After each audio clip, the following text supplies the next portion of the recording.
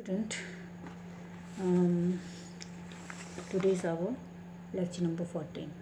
Okay, on 25th April we studied or we discussed about the political changes in medieval period, about the Rajputs. Okay, today we will recapitulate it, and we will continue to the next topic.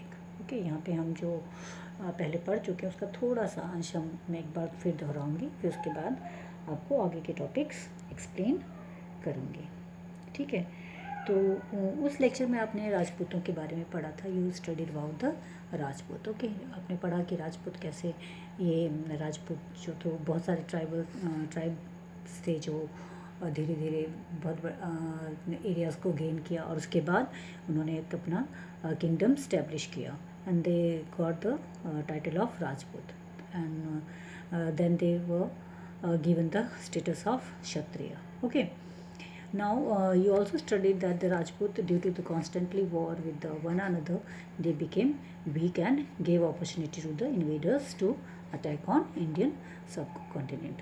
Means लगातार जो निरंतर एक दूसरे से वो लड़ते रहते थे, जिसके कारण क्या हुआ कि जो बाहर आक्रमणकारी थे उनको भारत में अब पर आक्रमण करने का मौका मिल गया. जिसमें आपने पढ़ा था कि जो लास्ट सबसे फेमस रूलर थे राजपूत क्लैन के, वो थे पृथ्वीराज चौहान. ओके, आपने इसके बारे में फिल्म देखी होगी या फिर सीरियल्स में भी इसके बारे में आपने जानने की कोशिश की होगी या पढ़ा होगा या देखा होगा. Prithviraj Chauhan, he was the most famous ruler of Chahamana dynasty. Chauhan dynasty की सब बहुत ही फेमस रूलर थे. एंड आपने सुना होगा इनके बारे में, इनकी वीरता की बहुत सारी कहानियाँ आपने सुनी होगी या कॉमिक्स में भी पढ़ी होगी. तो 1191 ईडी में he was defeated by Mohammad Ghori. Mohammad Ghori was ruler of he was a Turkish ruler, and he attacked on India on many times, but 1191 में उसका सामना पृथ्वीराज चौहान से हुआ. It was the first battle of Tarain, Tarain के पहले युद्ध में, जिसमें पृथ्वीराज चौहान ने मोहम्मद गौरी को हरा दिया था.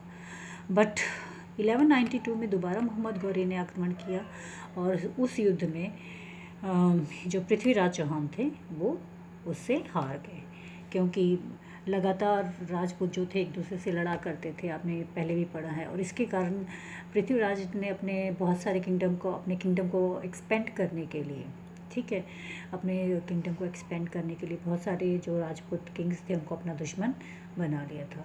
फिर जब मोहम्मद गौरी ने दोबारा अटैक किया तो उन्होंने बहुत सारे जो राजपूत किंगडम थे उन्होंने उसकी हेल्प नहीं की. Like the Chandel ruler Jaichand. Okay, आपने सुना होगा ये मुहावरा कि देश में जयचंदों की कमी नहीं है. तो जयचंदों मीन्स जो क्या करते हैं, विदेशी आक्रमणकारियों का या विदेशियों का साथ देते हैं, जो मतलब कि देश के साथ धोखा देते हैं, देशद्रोह करते हैं. तो उसी तरह जयचंद ने भी क्या किया, पृथ्वीराज के खिलाफ मोहम्मद गौरी की मदद की, जिसको बाद में माना जाता है कि बाद में मोहम्मद गौरी ने जयचंद को भी मरवा दिया था, उसकी हत्या करवा दी थी. ओके, तो तराइन के दूसरे युद्ध में पृथ्वीराज चौहान को वो पकड़कर उसकी बाद में हत्या कर दी गई. और इस तरह से मोहम्मद गौरी ने क्या किया, भारत के बहुत सारे इलाकों को अपने जीत लिया. मगर क्या हुआ, but what happened after conquering so many big part of India, when he was returning to Ghor, जब वो लौट रहा था तब रास्ते में ही अफ़गानिस्तान में उसकी डेथ हो गई. और मगर उससे पहले उसका कोई बेटा नहीं था, तो उसने क्या किया, कुतुबुद्दीन ऐबक जो कि उसका एक क्या था, स्लेव था. स्लेव मीन्स गुलाम था. तो उसने अपना कमांडर बनाया था. He was a commander of और slave general. Okay, he was a slave general. And उसने कुतुबुद्दीन ऐबक को भारत में अपना एक रिप्रेजेंटेटिव के रूप में छोड़ दिया। मगर कुतुबुद्दीन ऐबक जो था, जिसे हम फाउंडर ऑफ स्लेव डायनेस्टी भी कहते हैं, गौरी के मृत्यु के बाद, after death of Mohammad Ghori, he became the independent ruler of Delhi. Delhi का वो इंडिपेंडेंट रूलर बन गया। और इस तरह से उसने ये तुर्किश रूलर थे जिन्होंने स्लेव डायनेस्टी स्टार्ट की। ठीक है, स्लेव डायनेस्टी की नींव रखी। और इस तुर्किश रूलर्स में बहुत सारे फेमस रूलर्स हुए, जैसे कि कुतुबुद्दीन ऐबक के बाद शमशुद्दीन इल्तुतमिश उसका रूलर बना। फिर रज़िया सुल्तान आई। रज़िया सुल्तान के बाद Ghiyasuddin Balban, he was the last ruler of Turkish dynasty. Okay, और फिर उसके बाद जो है उसके वीक सक्सेसर होने के कारण खिलजिस के हाथ में सारा साम्राज्य आ गया। दिल्ली जो था, Delhi became in hand of Khilji dynasty. And the famous two ruler of this dynasty are Jalaluddin Khilji and Alauddin Khilji. Alauddin Khilji जिसके बारे में आपने कुछ फिल्म में भी देखा होगा जिसका और ये जो थे, ये दोनों बहुत ही फेमस रूलर्स थे खिलजी डायनेस्टी के। और खिलजी डायनेस्टी में भी अलाउद्दीन खिलजी के बाद कोई अच्छा बहुत ही जितने भी रूलर्स आए वो वीक थे। तो इसके कारण जो तुगलक डायनेस्टी की शुरुआत हुई, यानी जो पावर थी वो गयासुद्दीन तुगलक के हाथ में आ गई। और Ghiyasuddin Tughlaq was the founder of Tughlaq dynasty. And Tughlaq dynasty का जो फाउंडर था गयासुद्दीन तुगलक, उसकी मौत के बाद मोहम्मद बिन तुगलक वहाँ का रूलर बना। मोहम्मद बिन तुगलक के बाद Firoz Shah, last famous ruler of Tughlaq dynasty. Okay, after fall of Tughlaq dynasty, Sayyid dynasty came into the rule of Delhi. Sayyid क्या बोलते हैं, सैयद वंश के हाथ में ये पूरा रूल आया, दिल्ली का शासन आया। और दिल्ली का शासन, इस वंश का जो सबसे फेमस रूलर था, he was Khizr Khan. Khizr Khan was the famous ruler of Syed dynasty. Okay, after fall of Sayyid dynasty, the last slave dynasty के जो last rulers थे, last clan जो था वो था लोधी डायनेस्टी का। लोधी डायनेस्टी के जो फेमस 3 रूलर्स हुए उनमें Bahlol Lodhi, who was the founder of Lodhi dynasty, Sikandar Lodhi and Ibrahim Lodhi. Ibrahim Lodi was the last ruler of Lodi dynasty, and Ibrahim Lodi has great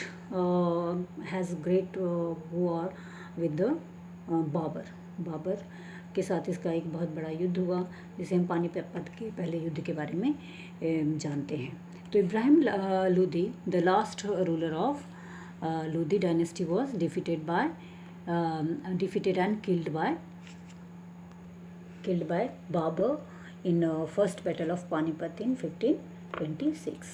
यानी कि 1526 के युद्ध में बाबर ने इसको युद्ध में डिफीट किया और हराया और इसकी हत्या कर दी। और इस तरह से बाबर ने मुग़ल एम्पायर की फाउंडेशन रखी, मीन्स नींव रखी।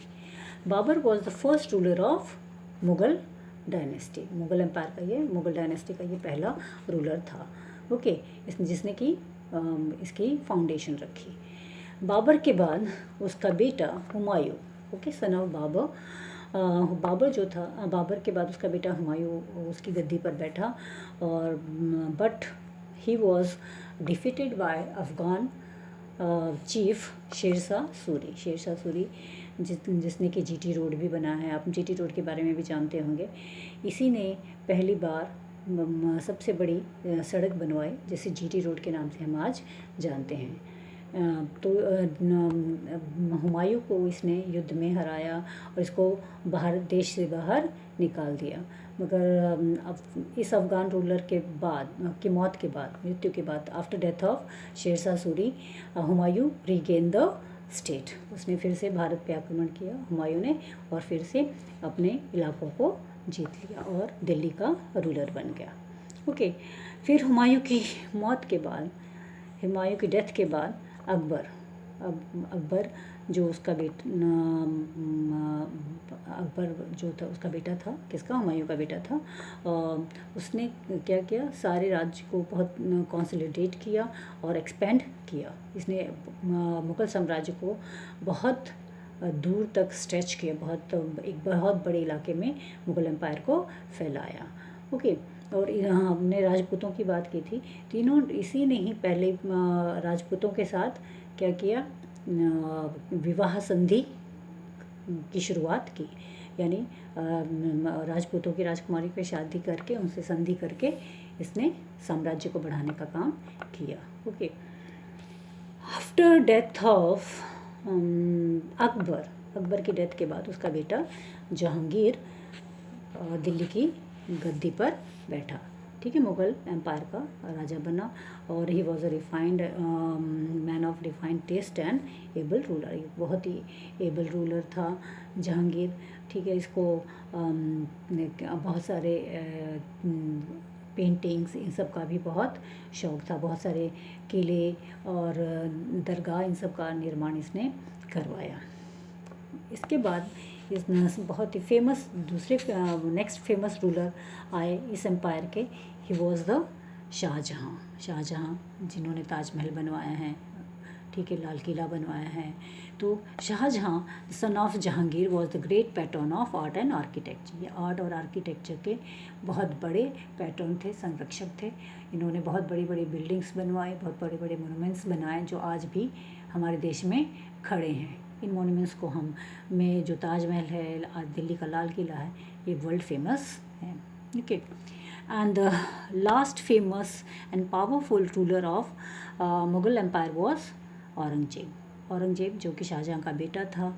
इसे बहुत कट्टर माना जाता था, इसने अपने आप को कट्टर सुन्नी रूलर माना था, और इसे एक बहुत अच्छा एडमिनिस्ट्रेटर माना जाता है। बट इसके बहुत सारे ऐसे क्या कह सकते हैं, एडमिनिस्ट्रेशन के रूल्स थे, जिसके कारण धीरे धीरे जो मुगल एम्पायर था वो डिक्लाइन होने लगा। ओके, इनके कारण ही इसके बहुत सारे ऐसे रूल्स या रेगुलेशंस थे, उसने जो तरीके अपनाए थे रूल रेगुलेशन चलाने के, उसके कारण धीरे धीरे मुगल साम्राज्य क्या होने लगा, डिक्लाइन होने लगा, उसका पतन होने लगा। तो इस चैप्टर में हमने जो पॉलिटिकल चेंजेस थे उसके बारे में पढ़ा। इसके बाद हम जो है नेक्स्ट जो हमारा लेक्चर होगा उसमें हम लैंग्वेजेस के बारे में बात करेंगे। Okay, thank you.